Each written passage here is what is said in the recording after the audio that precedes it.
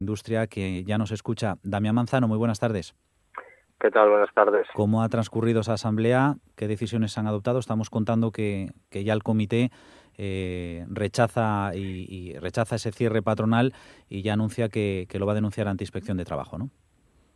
Bueno, pues la asamblea, desde luego, en un clima de máxima tensión y de indignación ante la postura de la empresa. Arcelor está cometiendo una gravísima irregularidad, sabe que no hay motivos para el cierre patronal. En ningún momento previo y durante el desarrollo tanto de la fase anterior a la huelga en la mediación, ni en ningún otro momento manifestó lo que ahora está diciendo.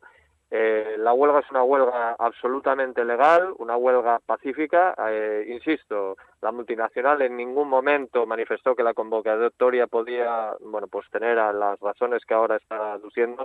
Y detrás de esto, simple y llanamente, hay la intención de, de amenazar a la plantilla, de suplantar el derecho de la huelga y, por tanto, a través del cierre patronal, hacer ineficaz dicha huelga. Lo mismo vuelve a incurrir Arcelor en una ilegalidad como la que la Audiencia Nacional le tumba en el ERTE que de forma irregular había presentado, pretendiendo lucrarse con la situación de COVID por las medidas extraordinarias que en esta materia se habían tomado. Una irregularidad gravísima, con una sentencia en términos durísimos que salió esta misma semana, y ahora pues sigue por la senda de cometer este tipo de irregularidades. Lo que tiene que tener claro Arcelor es que a los trabajadores y trabajadoras, y desde luego a comisiones obreras, no le va a impedir ejercer el derecho a la huelga. Lo hemos trasladado a la Dirección General de Trabajo del Principado de Asturias, se lo hemos trasladado formalmente mediante la denuncia. Le exigimos que retire esta medida de forma inmediata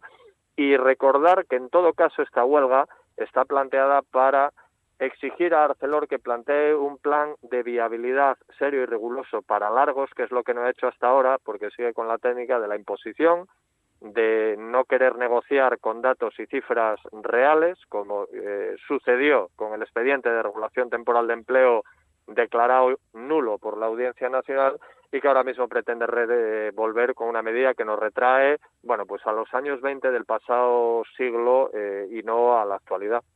¿Cuándo esperan que Inspección de Trabajo aborde esta cuestión y se pronuncie? Bueno, nosotros a la Dirección General de Trabajo le hemos trasladado la exigencia de que lo haga cuanto antes. Evidentemente, la que en última instancia tiene la capacidad de levantar el cierre patronal es la propia empresa. Así se le ha trasladado, pues desde el minuto uno, que no siga por esta senda, que no tiene sentido. Arcelor es perfectamente consciente de la grave irregularidad que está cometiendo, es perfectamente consciente de las consecuencias que tiene sobre sus instalaciones, hasta tal punto que lo que nos surge la duda es de que lo haga incluso de una forma intencionada, pero se equivoca totalmente. Lo que necesita ahora mismo Largos y lo que necesita Arcelor es un plan de viabilidad riguroso y no lo que nos está poniendo encima de la mesa, y esa es la motivación de la huelga y no otra.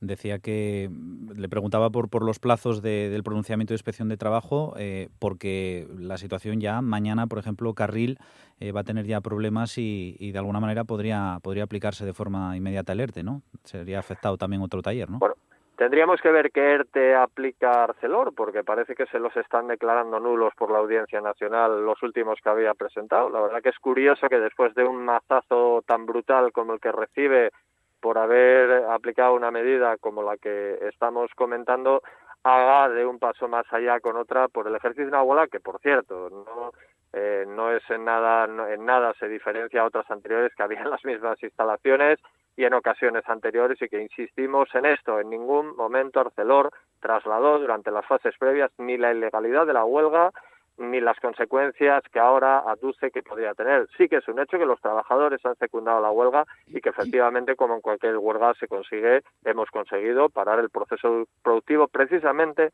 para exigir la viabilidad del mismo y la continuidad a futuro de las instalaciones de Largos en Asturias. Ayer por la tarde-noche, cuando hablábamos con algunos representantes sindicales de Arcelor, decían que iban a estudiar hoy, a plantearlo y analizarlo en la Asamblea, extender las movilizaciones, esos paros al conjunto de la factoría de Arcelor en Veriña.